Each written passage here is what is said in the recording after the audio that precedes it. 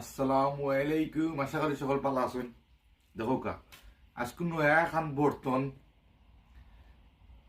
খালি কয়েছিল মেহমান তো ফুলমালায় ও দেখো ওটা বার করছেন।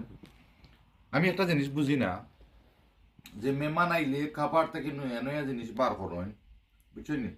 তো একটার মাঝে মনে হয় তরকারি উরকারি দেখ মনে হয় একটার মাঝে টেবিলের মাঝে।